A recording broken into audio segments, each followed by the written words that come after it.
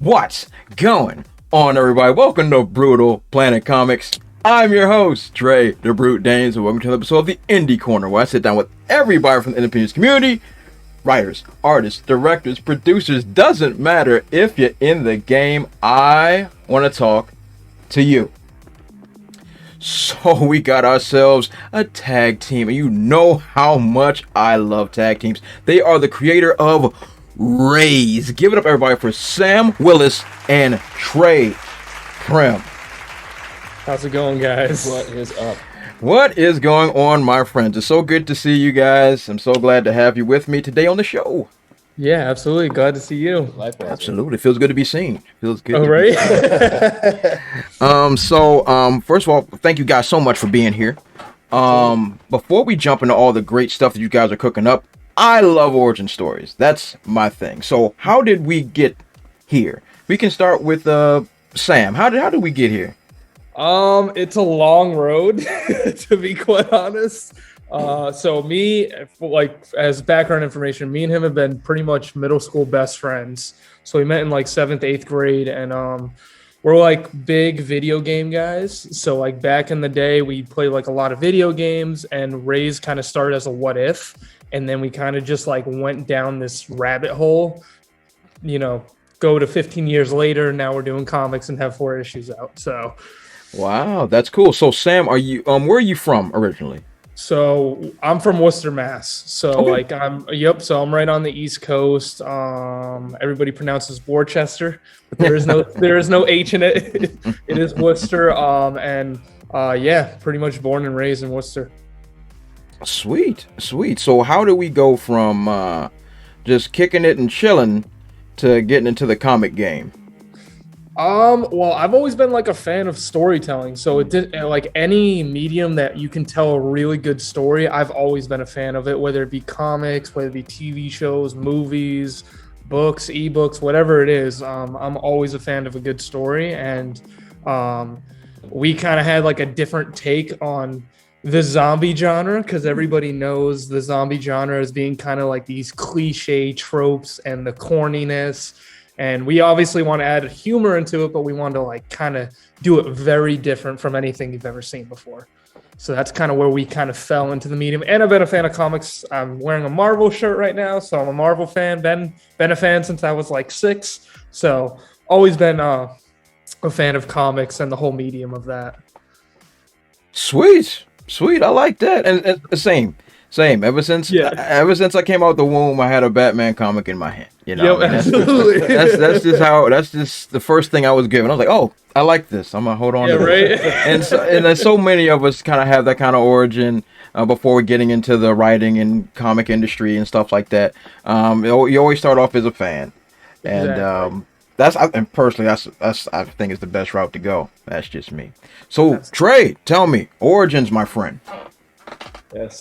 So just kind of to build off of where he started from, it did start off as a middle school kind of just kicking it with your friends, and then I forget what we were playing. He just said out of nowhere, "Hey, wouldn't it be cool if zombies could do this?"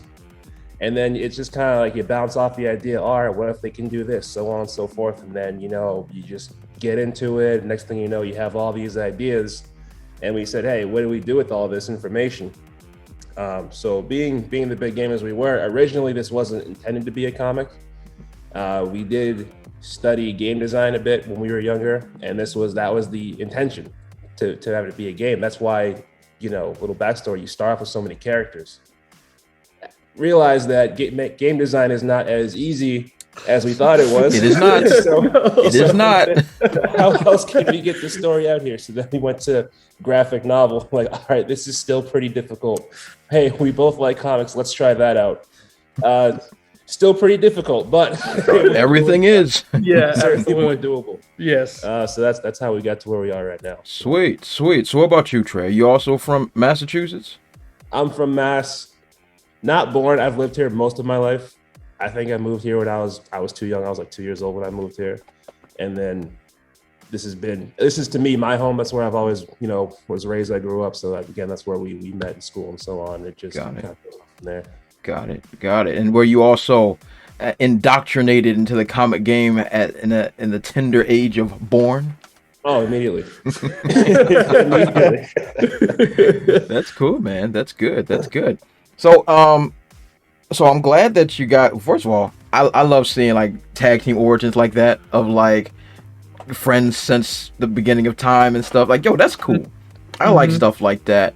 Especially like when I was coming up, being in the being comic fans was very niche when I was young.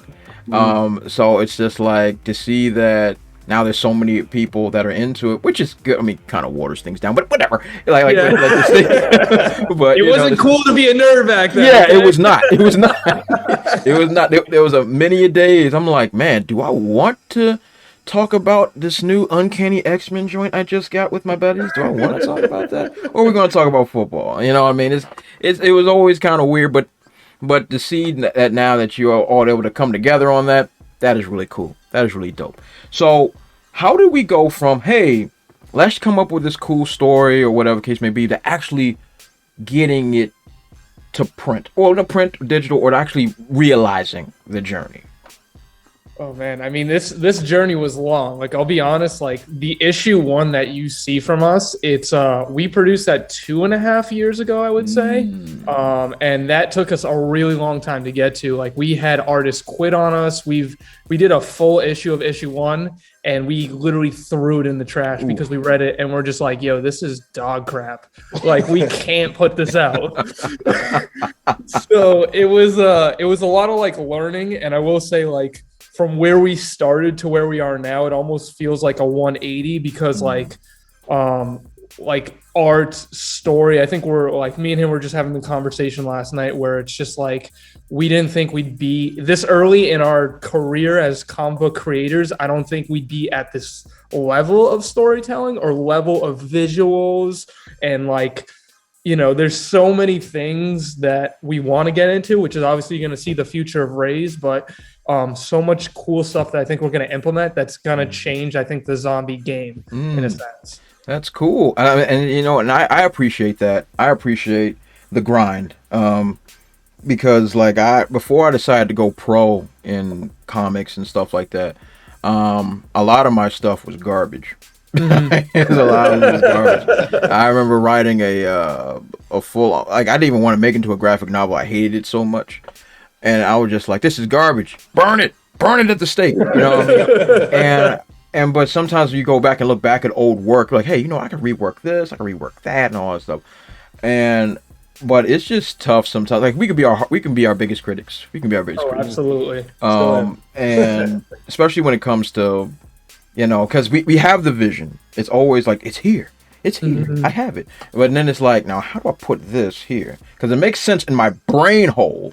But will people get it? Will people get the reference? Will they understand where my story is going? And but that comes with experience. That comes with time. That comes with trial and error.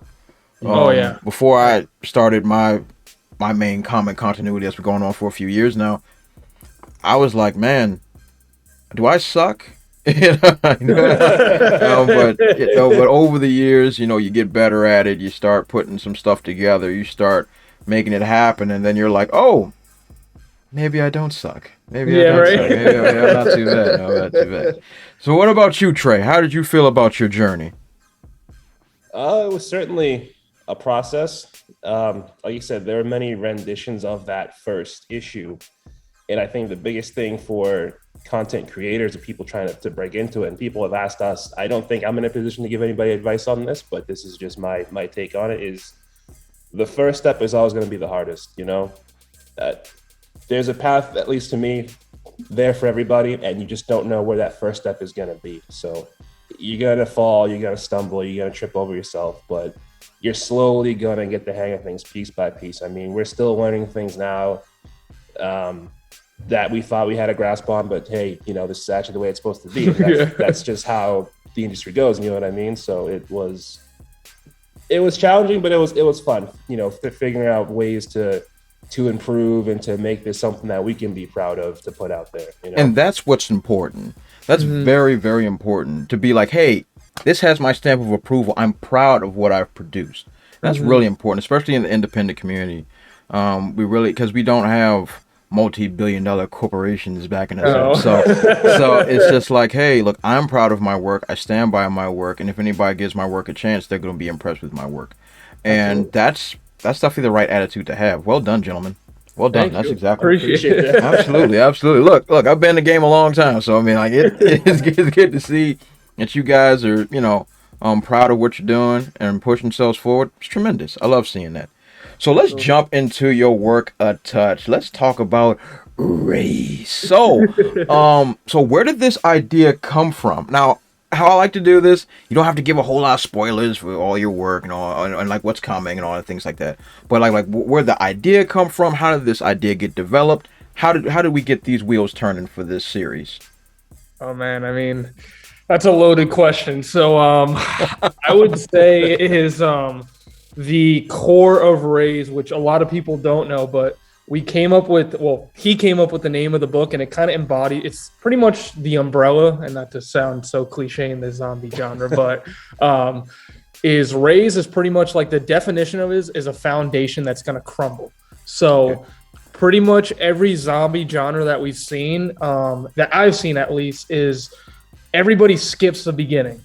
Everyone kind of just goes like, hey, it's already a shit show and this is what you're seeing. And so for us, it was really like starting at the beginning and showing like how things are going to play out, what things are going to shut down, what's going to happen ultimately. And unfortunately, we got an example when we went through the pandemic. So it was great research, I guess. To say the least. Poor timing. Yeah, poor timing. But no, the core thing about Raze is like the what if question that he was talking about earlier was the zombie idea. So it was pretty much like, yo, what if these zombies could do this? And then we started to look at the zombie genre and we started to break it down like you have like humans and then you have zombies. And we wanted to tell the story of that middle part. What happens in the middle? You know, what is the attributes of this, which is coining the phrase, calling them infected.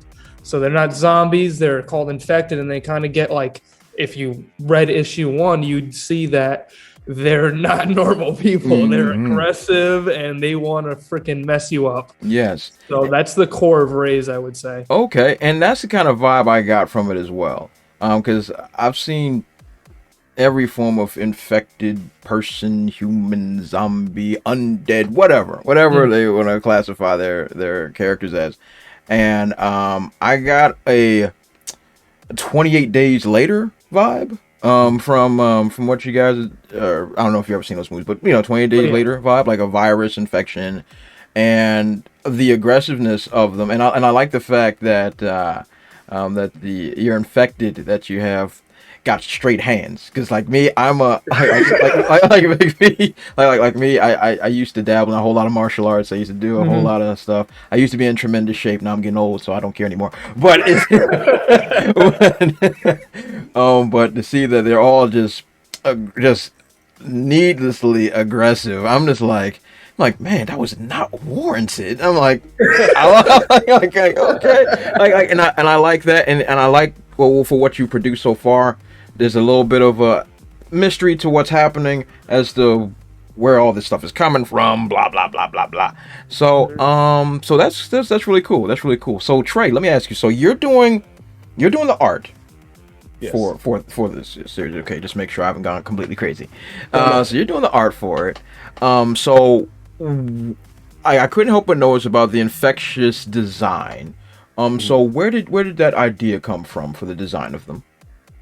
So the infected design, it started off as just, what can we do visually to give you the notion that they're infected? Because a lot of times with zombies is because they're dead, there's always these wounds on them and something you can identify them as. So we did the veins, you can see the veins popping out on them. They're these angry, roided out creatures, just to give you a visual of, hey, there's something wrong with that person. But also just the sense of like, these are still living people. Yeah. You're going to see that this plays out in the story, not to spoil anything, but having a living host is there's more you can do in terms of changing things, in terms of modifying things. It's not just like a dead body where it's just, it is what it is. So it was just a way for us to visually be a little bit different. And I think the violence of them, that's something we talked about a lot, is with zombies, is, you know, they always got to bite somebody. They're always hungry. I'm like, well, what if they just started beating people up, man? There's no hunger involved. They're just angry, you know? Yeah. Exactly. Straight hands. I'm like, my man. Yeah, I'm in. That's cool. That's really cool. And I was curious about your idea behind this design. Because usually when you see anything that deals with infected people or whatever the case may be, they're half their arm missing, or like they're, you know, half their jaws over here and their eye falling dangling right there. Mm-hmm. But I like the idea of it. We're using it from infectious standpoint and not to the point of decay. Because usually that's a trope that's very overused. Mm-hmm. Because that's, you know, you can go back to 1930s, you know, and see, you know, that type of idea. But the idea of them being like just looking like people, but just roided out, I'm like, cool. I like this. They're just roided out. They're psychopaths. I'm all in. That's really cool. So that's great, guys. That's really great. I'm glad to see. So once again, I'm not going to get into spoiler territory, but what were your where did the ideas from your main protagonist come from? Because when I was looking at them initially, I got every survival horror has the random the hot chick, the military guy, the guy that's always scared, or whatever, all the tropes. Mm-hmm. So when creating these protagonists, what inspired you behind these? Oh man, there's honestly a lot of inspiration for these characters, just because like two of them are based off of real people. Okay. So like the inspiration came from like our everyday life and talking to people and having friends.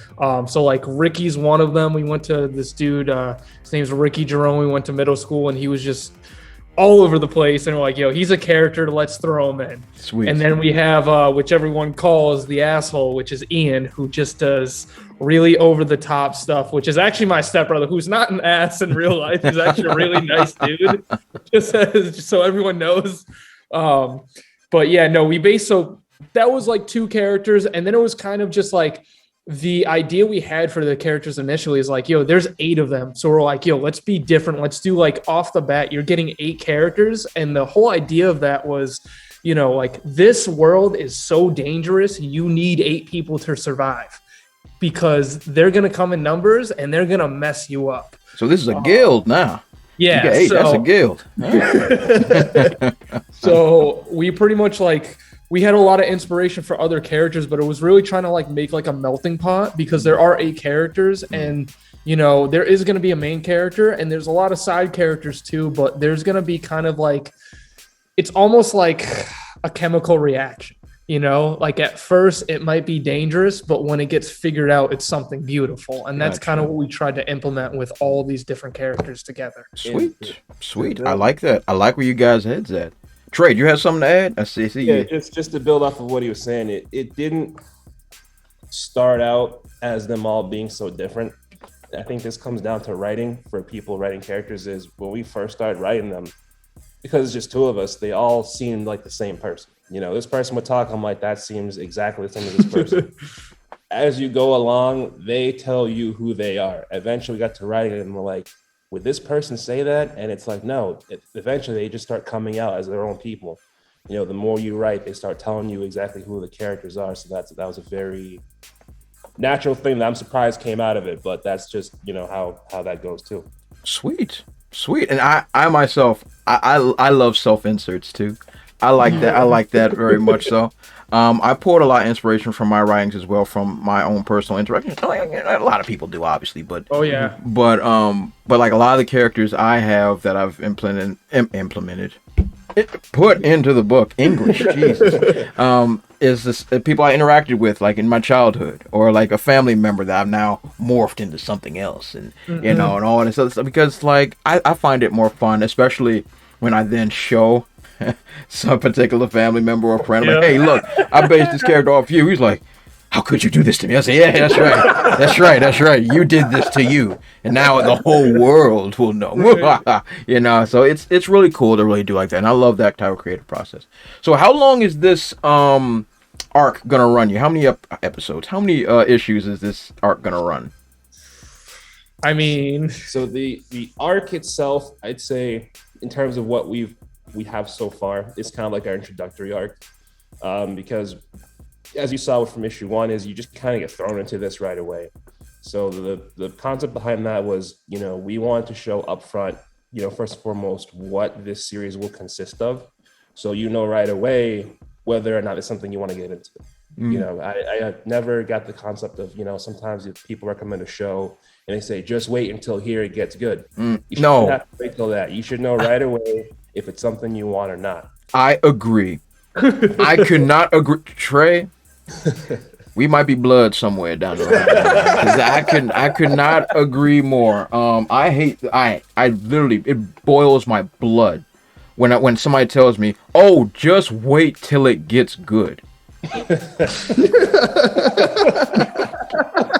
are you talking about? It should be good now. What are you talking about? And that's not to take away from slow burns. It's not about slow burns. Slow burns is something that's going to intrigue you off jump. Everything might not be happening right now and there, but you're like, hey, I'm intrigued. That is what I'm looking for when it comes to long-term storytelling. Because if you tell me, hey, wait till episode 8 before it gets good, that's too much, man. Like what? Dude, that's more than half a season right there. Hey, wait till half the season's over, then it's gonna be good. Are you out your mind? Are you kidding? I don't have that kind of time. I got cartoons to watch. I don't have time for this foolishness. Like, oh, just wait. No, it should be good now. But good, and what you said, Tre, is very good. As far as preferences, you hit it around the head. Like, hey, is this, you like off the jump? You're gonna know if this is something you want to invest in or not, because everything ain't for everybody. Right. But that doesn't mean it's not good. And I'm glad you brought that up, because that's something that I've always harped on pretty heavily, because good and preference are two different things. Like, for instance, something that's good universally, sake of argument, let's just say Leonardo DiCaprio. Everybody can say he is a good actor. Personally, I'm not into him. It doesn't detract away from how great he is. It's just not for me. On the flip side, something that could be really, really bad, but I enjoy it. Yeah, absolutely. Exactly. And so, like when something is good, it is good. It's not up for debate. It's not up for, I don't think it's good. No, good is good. Like you think of things that are in the film guild, like The Godfather, or the Dark Knight, or the original Star Wars movies. Like it's not up for debate. These movies, or if you look at certain literature, like Kingdom Come, one of my favorite DC storylines of all time, it's good. Dark Knight Returns, it's good. It's not up for debate. It's what it is. Now, you may not like it, you may not enjoy it, but under no circumstance is it bad. Yeah, absolutely. And you guys are hitting it on the head. That's great. That's great, guys. That's great. And I love the as I like to call it, the writing maturity that you guys have for what you guys are putting together. That's really good. So, where can we get your stuff, gentlemen? Where can we get them? Where can we get our hands on it? We are on Amazon. We are on right now. We just entered a new indie platform called Global Comics. Okay. Global. Yeah. Yep. So with an X, not C, just in case anybody tries spelling that out. All you really have to do is search Raze Comics. We usually are pretty good to come up on that. You can even type us on Google. We were just talking the other day how we're pretty much the first searches, which is pretty cool. It's really good. But yeah, we're on all platforms too, like TikTok, Instagram, Twitter. Mostly me on Twitter. I'm running all the social promotions right now, social networking with all that. Our Facebook page, if you search Raze Comics as well, where we do all our updates for our project. But and we're going to be doing a Kickstarter. It actually begins the end of June. And our pre-launch page will probably be up in the next few days. Okay. And that's going to be for issue 5. Okay. Sweet. I like that. I like that. You guys are burning them candles at both ends. Oh, absolutely. Absolutely. I love to see the grind. I love to see the grind, gentlemen. I love to see that. It reminds me of myself. So I'm with it. And it looks like you got a little partner in crime back there. I see you got a little cat on. She's intrigued, huh? Like, what's going on over there? Intrigued. Who are you talking to over there? Our project manager right there. Yeah, but that's great, guys. That's great. That's great. But guys, man, I gotta say, I really enjoyed sitting there talking with you guys, and you guys sharing your stories and sharing your journeys and your great work. I really do appreciate you guys at Raze Comics. So everybody that's watching this, yo, check out everything that the creators of Raze are doing, man, because they're doing, as I love to say on this show, the Lord's work. They're getting it done. They're getting it done. It's really great. And I once again, from the bottom of my heart, like to thank you guys for taking the time to come to talk with me today. Oh, absolutely. Thank you for having us, man. Really. Absolutely. So anybody, right hand, there we go. That's Sam and Tre. Check out all their great work they're doing. I will leave links in the description section below. And check out Raze. It's a great story. Check it out and support these guys. They're doing good stuff. But who am I? You know who I am. I'm Tre, the Brute Dance. Follow me on all my dope social media platforms. I'll put them right under my face. Not there yet, but they will be. At the Brute00 on Facebook, Twitter, Instagram, and if I feel like being silly, on TikTok. And don't forget to like, comment, subscribe, and share the vid everywhere. You all have been awesome, and I'll catch you all next time. Also, if you want to support my channel, check out spinwiz.com or download the Spinwiz app and check out my comic series Trouble. It was written with a lot of love, and it was definitely my favorite comic series to write. I've also written it in English and in Spanish, so whatever floats your boat, I got it for you. Thanks again, and check it out.